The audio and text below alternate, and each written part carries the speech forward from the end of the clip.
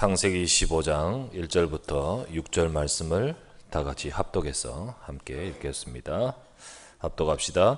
이후에 여호와의 말씀이 환상 중에 아브라함에게 임하여 이르시되 아브라함아 두려워하지 말라. 나는 내 방패요 지극히 큰 상급이니라.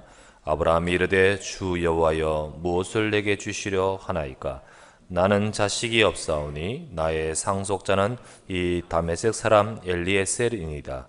아브라함이 또 이르되 주께서 내게 씨를 주지 아니하셨으니 내 집에서 길린 자가 내 상속자가 될 것이니이다.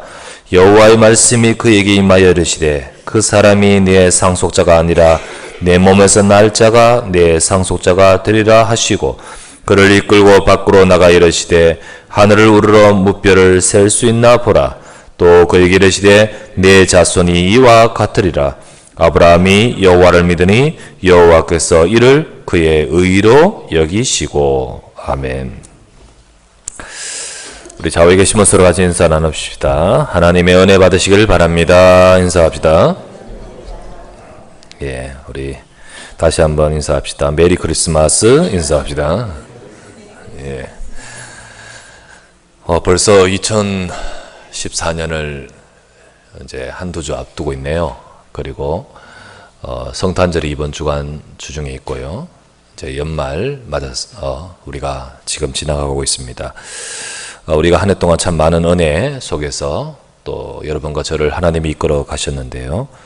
우리 또 다가오는 2015년을 준비하면서 특별히 연말 우리가 하나님 앞에 말씀 받고 기도하며 세밀하게 또 응답을 받아가는 그런 시간들 되기를 바랍니다.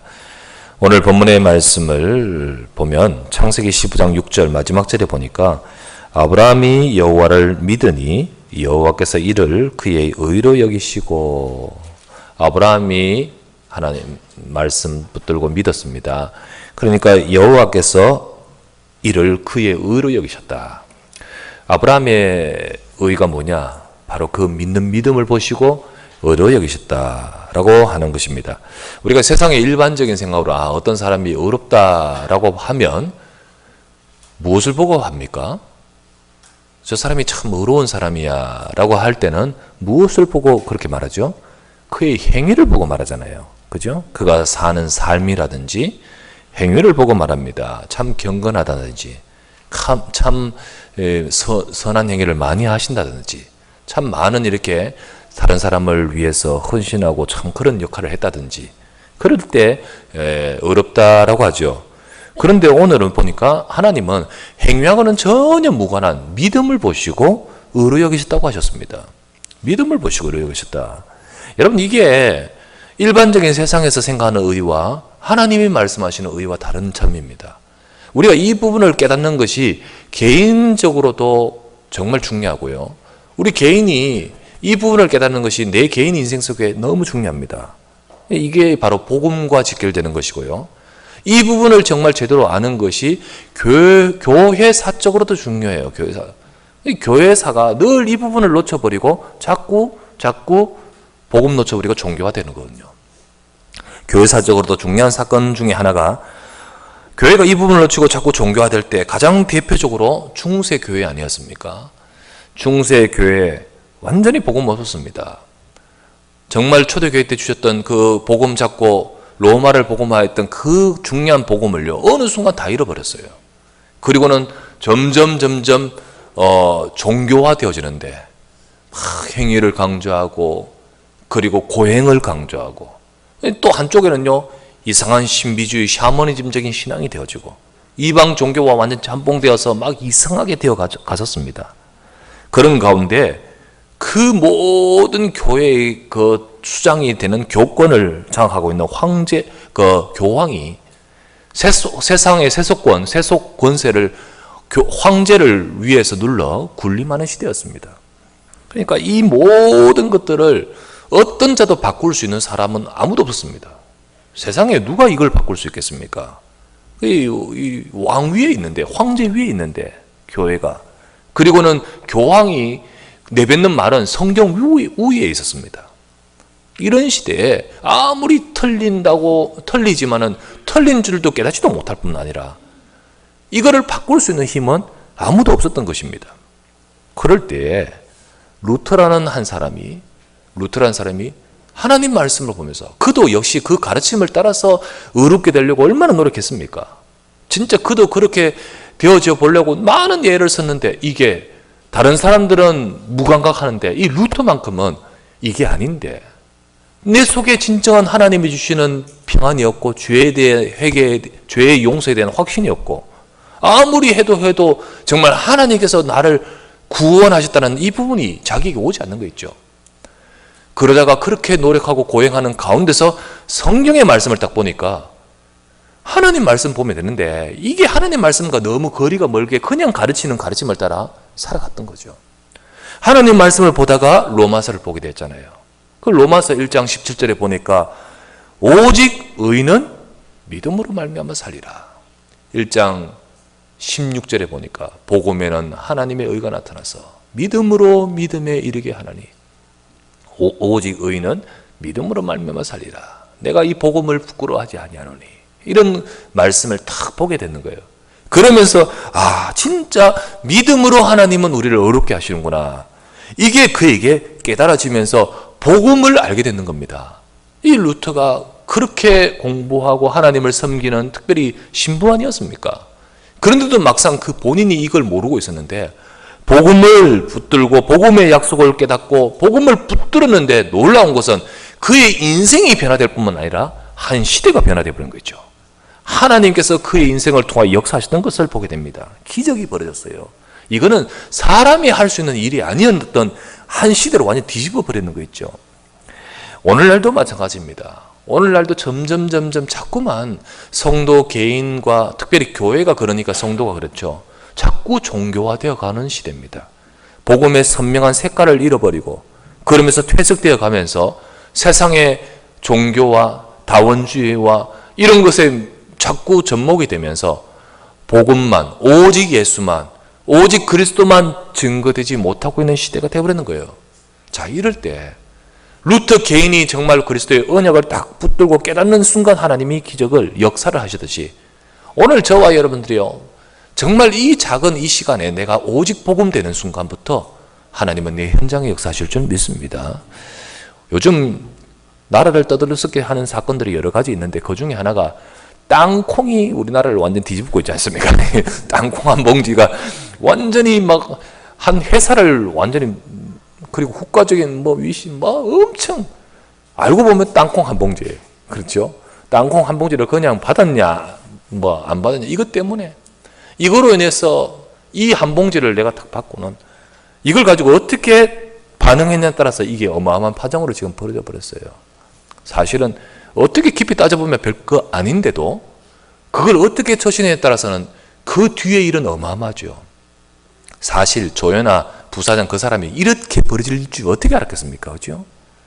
작은 우리 그 행위가 나중에 이렇게 일파만파, 아니 100만파로 이렇게 벌어질지 어떻게 알 수 있겠습니까? 그런데 지금은 그래 됐어요. 저 부사장은 이제 다 내려놓고 이 검찰이 잘못하면 이게 재판에서 구속될 상황까지도 가게 돼 있고, 이 대한항공의 그 주가 하락은 어마어마하고, 이 나라 망신뿐만 아니라 지금 여러 가지 모든 기업적으로도 국가적으로도 참 이렇게 많은 일들이 지금 상황으로, 그 땅콩 한 봉지 때문에 참 들여다 보면 참 별거 아닌데, 지금도요 사실 별거 아닌 것 같은 일이 어떻게 보면 이렇게 크게 될 수도 있고, 정말 우리가 작겠지만 이 시간 믿음으로 설 때 여기서 하나님은 큰 능력으로 역사합니다. 그러므로 이 시간 이 예배가 여러분과 제가 복음을 붙들 때 전능하신 하나님은 오늘 이 시간에도 우리와 우리 인생 속에 역사하실 줄 믿습니다.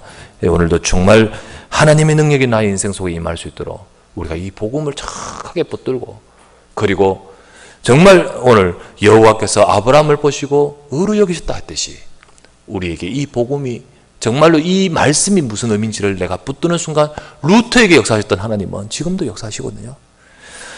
우리는 이 말씀을 붙들어야 되겠습니다. 첫 번째로 생각할 것은 이 말이 뭡니까? 여호와께서 그의 이것을 보시고 곧 그의 믿음을 보시고 의로 여기셨다. 왜 그렇습니까? 왜 우리 기준에는 생각하기를 행위를 보고 의롭다 말다 아니다 해야 됐는데 하나님 그것하고 상관없이 행위하고는 전혀 별개로 믿음을 보시고 의로 여기셨다 한 이유가 무엇입니까? 첫 번째는요, 죄인된 인간의 상태가 그렇기 때문입니다. 자, 죄인된 인간의 상태를 먼저 아셔야 돼요. 우리가 오늘 첫 번째로 그걸 생각하려고 합니다. 동양의 종교라는 유교, 유학이죠. 엄격히 말하면. 근데 유교에서 또 우리는 그 가르침 속에서 우리 한국과 중국과 일본은요, 그런 의식이 있지 않습니까?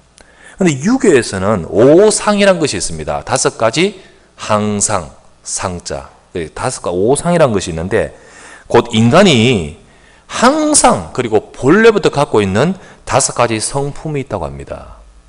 이게 뭡니까? 뭐지? 근데 많이 들어봤을 거예요. 인의 예지신. 많이 들어봤죠? 윤리 시간 많이 외웠고.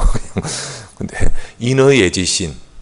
어질 인자, 어를 어자, 예법 할 때 예자, 그죠? 또 지혜할 때 지자, 또 신뢰, 믿을 신자. 인의 예지신은 오상이라 해서 항상 갖고 있는 인간의 성품. 이 성품이 인간이 갖고 있었는데 이것을 갖지 못하고 있는 인간은 사실은 껍데기만 인간인지 짐승과 다름없다. 그래서 군자와 소인으로 나누면서 군자는 의에 민첩하고 소인은 이에 민첩하다 라고 하죠. 그러면서 이 인의 예지신, 인은 예를 든다면 측은지심이라고, 또 의는 수호지심이라고, 얘는 뭐라죠? 겸양지심이라고, 그리고 지는 시비지심, 신은 뭐랄까요? 광명지심, 이렇게 말해요. 그런데 그 중에 많이 들어봤죠? 측은지심, 많이 들어봤나 아닙니까? 근데 의를 뭐라고 하냐면 수호지심. 곧 이 말은 불의를 부끄러워하며 악한 것을 미워하는 것이 의라는 거예요. 그래서 여기서 말하는 의에 대한 정의가 뭐죠? 이게 결국은 우리에게 갖고 있는 의의 정의가 되는 거예요. 곧 의라는 것은 뭐냐면 옳은 것이다, 올바른 것이다 라고 말하는 겁니다. 그래서 일반적이죠. 또 더 나가서 굉장히 우리가 갖고 있는 의라는 기준의 개념입니다. 의는 올바른 것이다. 그런데 우리 또한 신앙생활하고 하나님 말씀을 보면서 이런 관점, 곧 일반적인 관점으로 죄란 것은 무엇이고 의란 것은 무엇인지 이렇게 생각한단 말이죠. 그러다 보니까 죄 안 짓고 의롭게 살아야겠다라는, 죄 안 짓고 의롭게 되려고 노력을 하는데 이게 틀린 말은 아닙니다. 당연히 죄 지으면 안 되고 의롭게 살려고 노력해야 됩니다만은 그런 쪽으로, 그런 부분으로 생각하면서 신앙생활을 하는 거예요. 자, 그러다 보니까 여러분과 제가 진정으로 죄 안 짓고 의롭게 살 수 있습니까? 여러분과 제가 그럴 수 있습니까? 그래서 사람들한테 물어보면요, 당신은 죄인입니까? 의인입니까? 물어보면 뭐라고 하죠? 자신이 없어요. 구원받았습니까? 물어보면요, 확신이 없어요. 확신이 없어요. 왜요? 나는 나를 잘 알잖아요. 얼마나 많은, 머릿속에 얼마나 많은 죄도 있고 얼마나 많은 우리가 잘못도 있습니까? 확신이 없는 거예요. 그러면서 노력하고 애쓰고 힘쓰는데요, 사실 우리 양심도 마찬가지고 하나님 말씀에도 그렇게 증언해 주고 계십니다. 이사야서 64장 6절 말씀에 이런 말씀이 있습니다. 무릇 우리는 다 부정한 자 같아서 우리의 의는 다 더러운 옷 같으며 우리는 다 잎사귀같이 시들므로 우리 죄악이 바람같이 우리를 몰아가나이다. 우리의 의는 다 더러운 옷과 같다. 내가 의롭다 했는데 다 더러운 옷, 다 더러운 옷과 같다. 하나님 보실 때 사실 우리는요, 의롭다한 그것도요, 다 더러운 옷과 같다라고 말씀하고 있습니다. 인간이 죄 안 지려고 노력하고 하지만은 진정으로 되지 않는다는 사실이죠. 인간이 자기 행위로 의로워질 수 없다라는 말인데 왜 그렇죠? 그렇게 할 수 있는 상태가 아니기 때문입니다. 우리가 죄인이니까 이제 죄 짓지 말자라고 하는 이런 죄가 우리의 죄가 아닙니다. 우리의 죄는 어떤 죄입니까? 창세기 3장에서 말씀하는 원죄 상태가 우리의 죄의 상태입니다. 그래서 지금부터 짓지 말자 한다고 해서 안 짓는 그런 차원의 죄가 아니라는 거죠. 창세기 3장에서 우리에게 말씀해 주시는 우리 인간의 죄는 어떤 겁니까?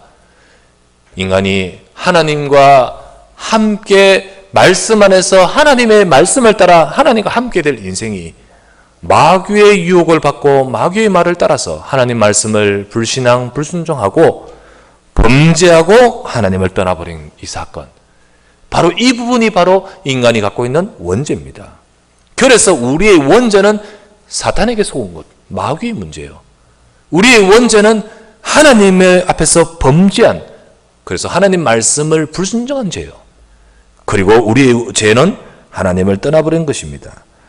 이것이 사실은요, 나하고는 관계없이 있었던 사건이지만은 이것이 바로 우리 인간에게 갖고 있는 모든 죄의 근본이에요. 그래서 근본적인 문제입니다. 이것으로 인해서 인간에게는 저주와 재앙이 오는 겁니다. 성경에서 말씀해 주신 인간의 이 심각한 상태를 모르고 있다. 잘 모르고 있다. 그리고 죄의 진정한 이 문제의 심각성을 모르고 우리가 열심히 바르게 살자 차원으로 죄를 의식하고 있다면 우리는 복음을 못 깨닫습니다. 그리스도가 진짜 오셔야 될 이유가 없습니다. 왜 바르게 살면 되는 거지요? 진정으로 그리스도의 복음을 모르는 것입니다. 하나님은 이 땅에 예수 그리스도를 보내신 이유가 뭡니까? 그냥 잘 살려고 하시면 되지. 좋은 가르침으로 계속해서 바르게 살려고 말씀하시면 되지. 굳이 그리스도가 오신 이유가 뭡니까? 바르게 살려고 해도 안 되는 것이 바로 우리 인생인 것이기 때문입니다. 로마서 3장 23절 말씀에 모든 사람이 죄를 범하였음에 하나님의 영광에 이르지 못하더니, 분명히 말하죠. 모든 사람이 죄로 인해서 하나님과 멀어져 버렸습니다. 하나님의 영광에 이르지도 못합니다. 그러면서 요한일서 3장 8절에 전반부에 이렇게 나옵니다. 죄를 짓는 자는 마귀에게 속하나니 마귀는 처음부터 범죄함이니라. 여기서 죄를 언급하면서 하나님을 영광에 이르지 못한다는 말씀하셨고, 또 요한일서 3장 8절 말씀에는 죄를 짓는 자는 마귀에게 속하나니 라면서 마귀를 언급하고 있습니다. 죄는요, 영적인 것입니다. 죄는요, 하나님하고 거리가, 하나님을 떠나게 만드는 것이요. 죄는요, 마귀에게 속하게 만드는 부분이 있습니다. 이 죄는 지금으로 짓는 우리가 좀 잘못 사는 윤리적인 차원의 문제가 아니라 바로 창세기 3장부터 쭉 내려오는 영적인 것입니다. 그래서 인간이 갖고 있는 이 죄의 근본된 문제를 모르고 그냥 계도하고 바르게 바꾸고 하는 차원으로서 해결될 문제가 아닌 것입니다. 세상에 좋은 가르침과 종교는 우리의 삶을 바꾸려고 하는 좋은 의미는 있지만은 진정으로 이 부분은 해결할 수가 없는 겁니다. 2005년도입니다. 2005년도, 지금부터 10년 전 일인데, 그때 강릉에서 한 중학생이 존속살인 한 사건이 있었습니다. 존속살인. 아버지 죽였습니다. 그래가 체포됐습니다. 아버지를 넥타이로 목졸라 죽였어요. 그런데 이양이라는 이 중학생이, 아버지는 평소에 술 먹고 이 딸을 폭행을 하고, 그리고 자기 어머니죠. 그 할머니고요. 자기 어머니를 또 괴롭히고 이러면서 가정폭력의 그런 가정이었습니다. 이 딸은 그렇게 괴롭힘을 당해왔죠. 그래서 사건의 발생인 그날도 역시 술 취한 아버지가 할머니, 어머니 폭행하고 할아버지를 중풍 걸려있는 할아버지, 그 집에 중풍도 오고요. 집안이 엉망이에요. 그리고 중풍 걸린 그 할아버지를 치료한다고 귀를 뚫는다나? 막 송곳으로 귀를 완전히 이상해 돼 있죠, 이상해. 그러는 가운데 또 다른 폭행하는 가운데 신변의 위협을 느낀 이 중학생 딸이 아버지를 그냥 이제 목졸라서 막 죽이는 거 있죠. 이양의 그 아버지의 상습적 폭행은 그때만 아니라 아주 오래전부터 있었다고 합니다.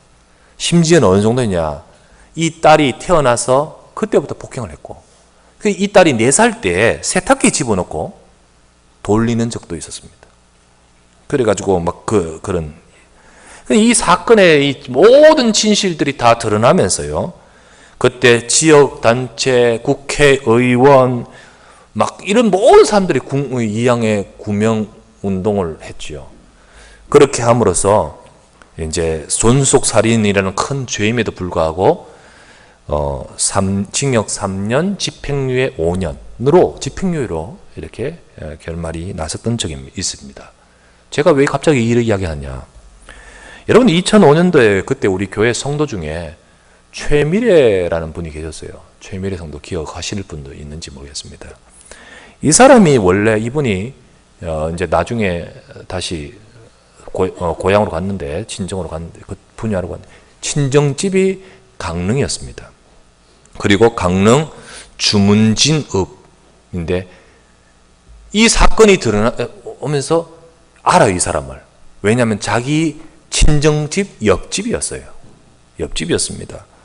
그러니까 어릴 때부터 알고 지낸 사이였습니다. 그 아이를 알고 지낸 사이였고 그 가정을 잘 알고 있었어요. 물론 그때는 예수님을 믿지 않았던 이 사람이었는데 우리 여기 와서 믿고 그랬는데요. 근데 옛날에 결혼하기 전에 그 친정에 있을 때 알고 지낸 사이였습니다. 그렇게 이야기하더라고요. 굉장히 착한 아이예요. 굉장히 착한 아이예요.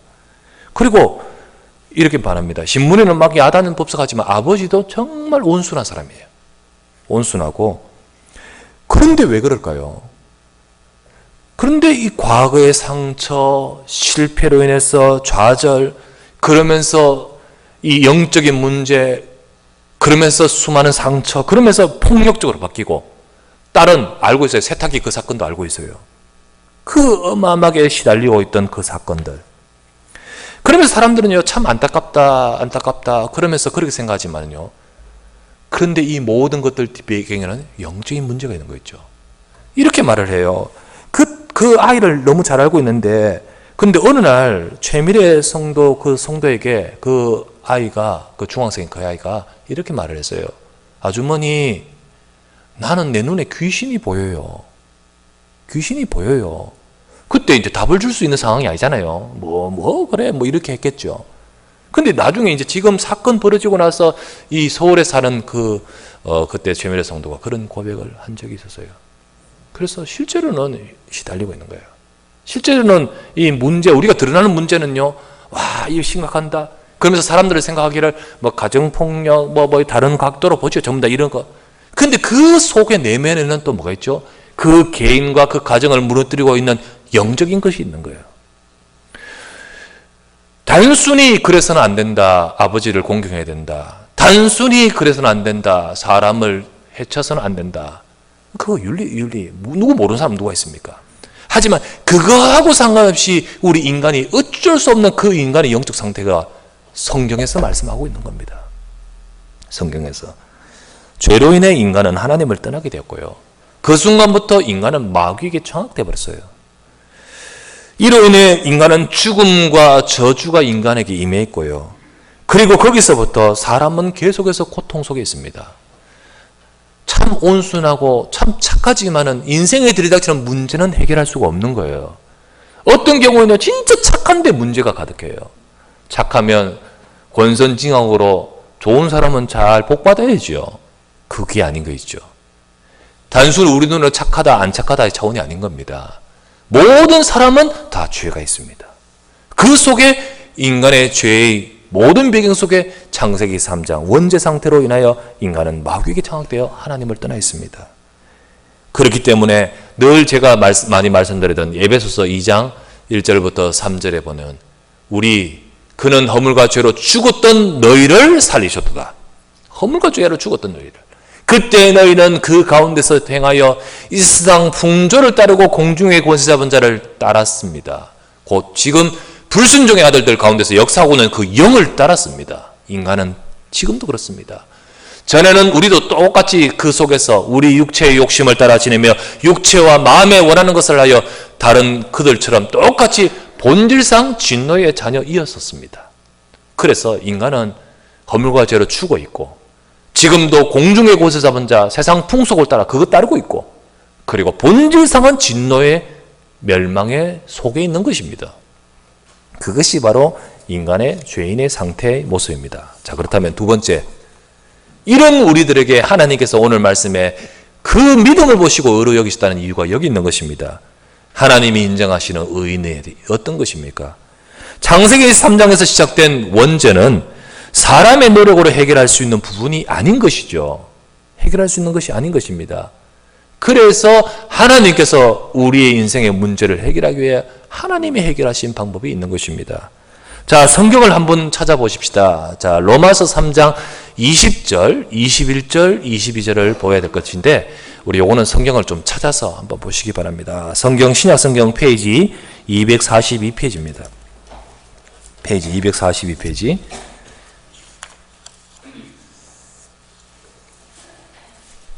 로마서 3장 20절 한 절 한 절을 보겠습니다. 자, 보면요, 창세기 3장에 시작된 원죄는 사람의 노력으로 우리 행위로 할 수 있는 것이 아니다. 20절에 그러므로 율법의 행위로 그 앞에 어렵다 하심을 얻을 육체가 없나니 라고 되어 있죠. 20절 말씀입니다. 곧 율법의 행위로 행위 가지고 어렵게 될 육체, 인생은 없다는 겁니다. 없습니다. 그러면 어떻게 어렵게 될 수 있습니까? 어렵게 될 수 있는 방법이 무엇입니까? 죄를 해결하는 방법이 무엇입니까? 21절 말씀이죠. 이제는 율법 외에, 곧 행위로 하는 것 외에 아니고 하나님의 한 의가 나타났으니 율법과 선지자들에게 증거를 받은 것이니라. 율법 외에 하나님의 한 의가 나타났다. 사람의 의가 아니죠. 하나님의 의입니다. 율법과 선지자들에게 증거를 얻은 것이라. 곧 성경에서 계속해서 말씀하여 주셨던 것입니다. 계속해서 성경에서 말씀하여 주셨던 그 하나님이 우리 인간을 어렵게 하시는 의가 무엇입니까? 사람의 의가 아닌 하나님의 의가 나타났다라고 하셨습니다. 그게 바로 무엇입니까? 그리스도입니다. 그게 바로 무엇입니까? 복음인 것입니다. 율법과 선지자들에게 계속 성경을 통하여 말씀하시면서 이 땅에 우리의 문제를 해결하기 위해 하나님이 이 땅에 우리에게 주신 약속이 있다는 거죠. 그게 바로 이 땅에 그리스도가 오시겠다는 겁니다. 우리의 죄를 해결하기 위해서 메시아가 오시겠다는 거죠. 창세기 3장 15절부터 여자의 후손이 와서 뱀의 머리를 상하게 하실 그분이 오시겠다는 것입니다. 그 약속이 바로 복음이지요. 그래서 22절 말씀에 곧 같이 읽겠습니다. 시작. 곧 예수 그리스도를 믿음으로 말미암는 모든 믿는 자에게 미치는 하나님의 의니 차별이 없느니라. 사람의 의입니까?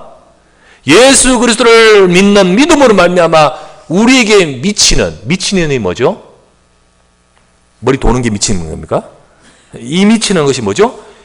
우리에게 오는, 우리에게 들어오는, 우리에게 임하는 예수 그리스도를 믿음으로 말미암아 모든 믿는 자에게 우리에게 오는 의가 있는데 그 의가 사람의 의가 아니고 하나님의 의가 온다는 겁니다.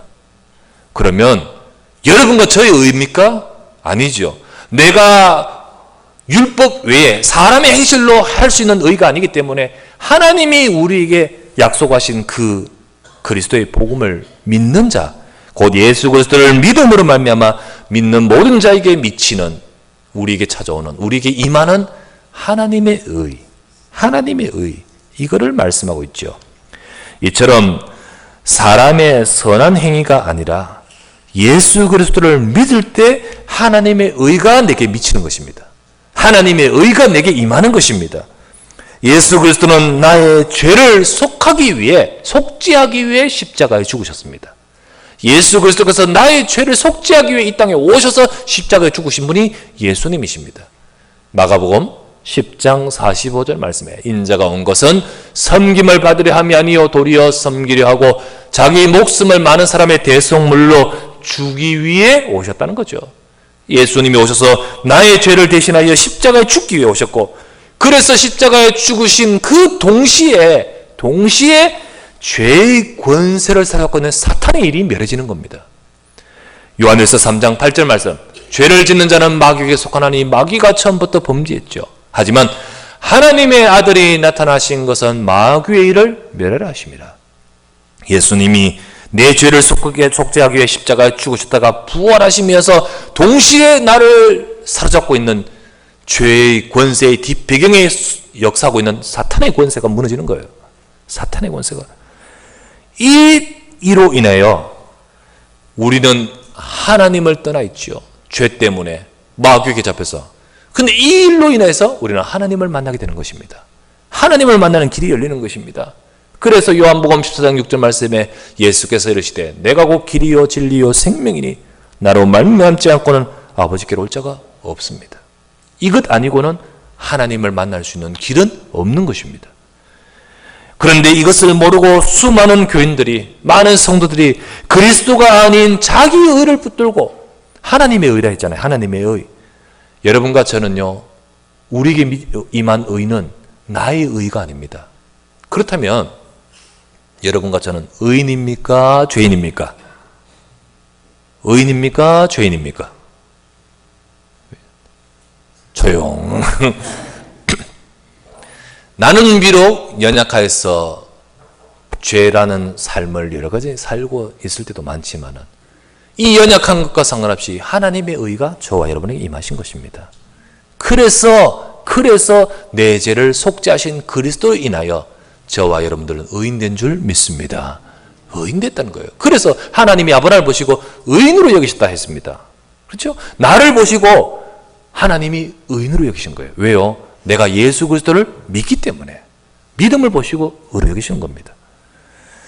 이것 모르고 많은 성도들이, 많은 교인들이 그리스도가 아닌 자기 의를 따라서 열심히 살아가고 신앙생활 하는 겁니다. 그런데요, 안 되잖아요. 그런데 힘들잖아요. 교회 열심히 다녔는데 결국은 하나님이 주신 복음을 놓쳐버리고 자기 힘으로 열심히, 자기 의를 따라 열심히 하는 것 자체를 뭐라고 하냐면 종교 생활이라는 거예요. 그 모습 그대로 불교에 가서 해도 되시고 그 모습 그대로 저 세상에 다른 데 가서 해도 똑같아요. 그거는 아닌 거예요. 그거는 종교생활, 교회에 와서 하는 자체일 뿐이지 복음 없으면 똑같은 거죠. 하나님은 저와 여러분에게 그리스도를 붙들기를 원하시는 거예요. 예수 그리스도를 붙들 때 승리합니다. 하지만 그리스도를 붙들지 못하고 우리의 의를 가지고, 내 자기 의를 가지고 열심히 하는 모든 것들은 결국은 실패하는 겁니다. 그래서 열심히 교회 다니는데도 망하는 거예요. 열심히 교회 다니고 하는데도 응답이 없는 거예요. 오늘 본문에 보니까 믿음의 조상 아브라함이 무엇을 붙드는지 나오고 있습니다. 오늘 읽었던 말씀 창세기 15장 2절에서 3절에 보니까 아브라함이 이르되 주 여호와여 무엇을 내게 주시려고 하십니까? 나는 자식이 없습니다. 지금 나의 상속자는 이 다메섹 사람 엘리에셀입니다. 집에서 아마 다메섹 사람, 그 믿을 만한 한 사람이 있었나 보죠. 결국은 자식 없으면 노예이지만은, 내 하인이지만은 이 사람밖에 내게 상속자가 없지 않습니까? 아브라함이 또 이르되 주께서 내게 씨를 주지 아니하셨으니 내 집에서 길린 자가 내 상속자가 될 것이니이다 라고 말을 했습니다. 아브라함이 지금 불신앙하는 것입니까? 이 말은 불신앙이 아니고 하나님이 분명히 내게 네 씨를 주겠다 약속하시는데 아직 씨를 안 주셨으니 지금 상황으로는 저 사람밖에 지금 상속자가 될 사람 없습니다라는 자기 상황을 지금 언급하고 있는 겁니다. 그때 하나님이 뭐라고 하셨습니까? 그의 아브라함의 질문에 대답하시기를 4절에서 5절에 말씀하시는, 여호와의 말씀이 그에게 임하여 이르시되 그 사람이 네 상속자가 아니라 네 몸에서 날 자가 네 상속자가 되리라. 분명히 네 몸에서 날 자가 네 상속자가 되리라 하시고 그를 이끌고 밖으로 나가 이르시되 하늘을 우러러 무뼈를 셀 수 있나 보라. 또 그에게 이르시되 네 자손이 이와 같으리라. 참, 자식 지금 아무도 없는데 주님은 하나도 없는데 주님은 하늘을 무뼈를 보게 하면서 네 이와 같을 것이다. 분명히 네 몸에서 날 자가 상속자가 될 것이다 라고 하셨습니다. 이렇게 말씀하시는 거 있죠. 사실은 참 믿기 어려운 상황 아닙니까? 지금 한 명이라도 좀 있으면 이를 통해서 별과 같이 많을 것이다 라고 할 수 있고요. 혹 아브라함이 좀 시간적으로 젊으면 가능할 것인데요. 참 어려운 상황이에요. 왜? 아브라함 나이가 지금 만만치 않아요. 아브라함이 만만치 않은 건 둘째치고요. 누가 만만치 않아요? 사라가 만만치 않아요. 지금 그 나이가요. 75세 때 나와서 지금 뭐 정확한 연도는 안 나오지만은 100세까지는 안 됐어도 그 사이에 있단 말이죠. 지금 나이가. 이런 상황입니다. 그런데 6절 말씀에 아브라함이 여호와를 믿으니 여호와께서 이를 그의 의로 여기시고 라고 하셨습니다. 뭘 믿습니까? 지금 아브라함이 하나님의 말씀의 약속을 믿습니다. 그 말씀의 내용이 무엇입니까? 네 씨입니다. 씨. 그렇죠? 그것을 이루실 하나님을 믿습니다. 여러분, 우리 이 땅에 오신 그리스도, 그분을 통하여 저와 여러분의 모든 인생의 문제를 해결하신 하나님을 믿습니다. 이것이 바로 믿음인 거예요. 이것이. 우리가 무조건 믿습니다, 잘 될 줄 믿습니다, 이게 아니잖아요. 정말 우리가 무엇을 믿습니까? 바로 이 아브라함이 뭘 믿죠? 그리스도를 믿습니다. 요한복음 8장 56절에 예수님이 분명히 증언해 주셨습니다. 너희 조상 아브라함은 나의 때 볼 것을 즐거워하다가 보고 기뻐하였느니라. 아브라함은 나의 때, 곧 그리스도의 때, 그리스도 오실 약속을 바라보고 즐거워했다 했지 않습니까?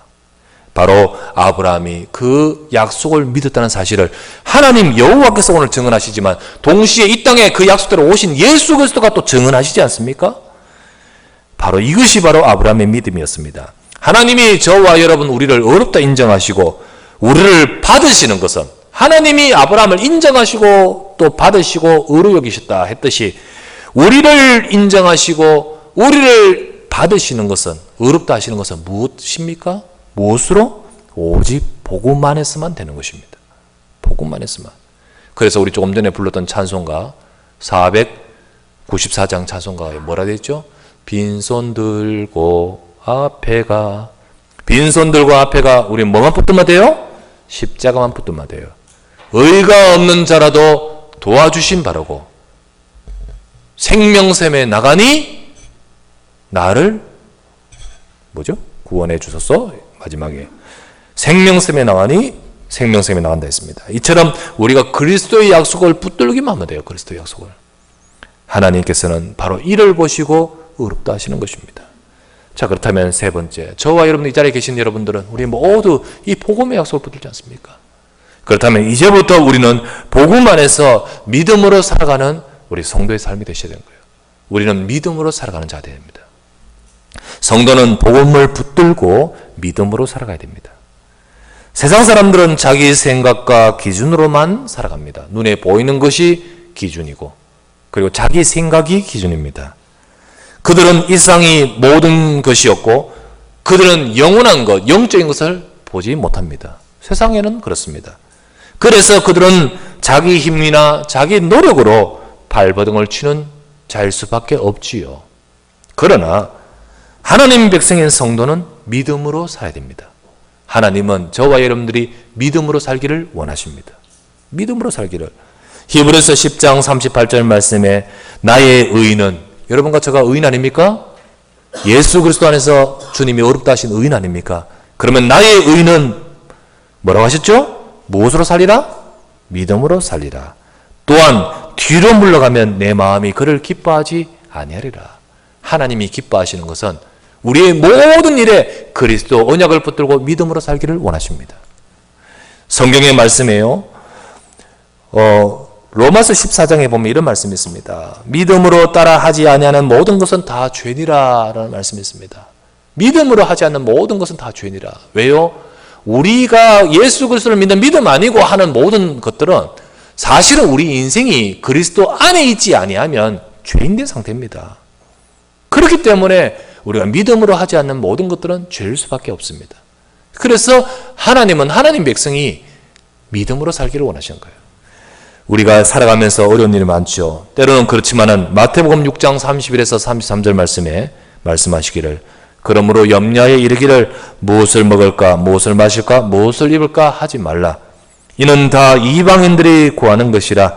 너희 하늘 아버지께서 이 모든 것들이 너희에게 있어야 할 줄을 아시느니라.